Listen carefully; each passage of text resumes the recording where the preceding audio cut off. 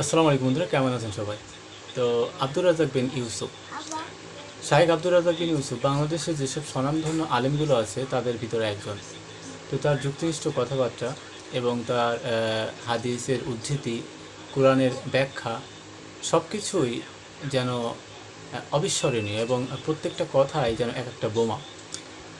ওই বোমাটাই প্রত্যেকটা মানুষের হৃদয়কে ছিন্ন বিচ্ছিন্ন করে দেয় এবং মানুষ কথাগুলো বোধগম্য হয় এবং অন্তরে যে ধাক্কা লাগে, যার কারণেই তার কথাগুলো অধিক জনপ্রিয় মানুষের কাছে। তিনি রাজশাহীর কৃতি সন্তান এবং তারও 3টা সন্তান আছে, 2 ছেলে 1 মেয়ে যতদূর জানি। তো তারাও আলেম আলেমা। তো আল্লাহ দিনের জন্য তাদেরকে কবুল করেছেন এবং মানুষ তাদেরকে পছন্দ করে শুধু আল্লাহর জন্য, আল্লাহর দিনের জন্য। তো এই আলেম, বিশ্ববিখ্যাত এই আলেম, ভারত থেকে তিনি তার ডিগ্রি সম্পন্ন করেছেন এবং তিনি যতগুলো হাদিসের উদ্ধৃতি দেন, আমার মনে হয় না যে বাংলাদেশের অন্য কোনো আলেম এত হাদিস সম্পর্কে উদ্ধৃতি দেয় এবং এত মানে বোঝানোর যে ক্যাপাসিটি বা এত ক্যাপাসিটি তাদের রাখে তারা।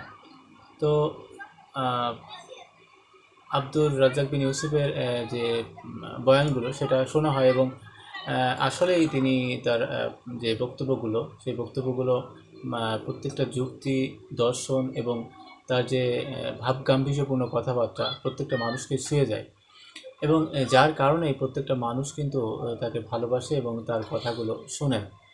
এই আব্দুর রাজ্জাক বিন ইউসুফ তার যে কথার যে ভাবগাম্ভীর্য এবং তার যে যুক্তিনিষ্ঠতা, এটা হচ্ছে প্রত্যেকটা মানুষের যে অন্তর যে বাকশক্তি সেটাকে রুদ্ধ করে দেয়।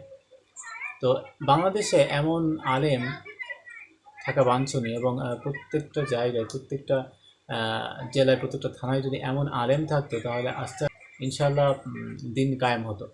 তো যাই হোক, বাংলাদেশের অন্যান্য আলেমরা কি খারাপ সে কথা আমি বলছি না।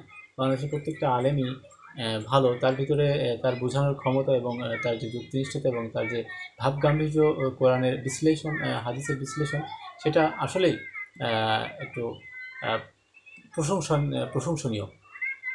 তো এমন আলেম আমাদের ঘরে ঘরে দরকার এবং এমন যুগশ্রেষ্ঠ আলেম আমরা সবাই সবাইকে দেখতে চাই যে আল্লাহ যেন সবাই কবুল করে দিনের জন্য এবং দিন প্রচারের উদ্দেশ্যে এবং মানুষের অন্তরে যেন এই দিনকে ঢেলে দেওয়া যায় সেই উদ্দেশ্যে।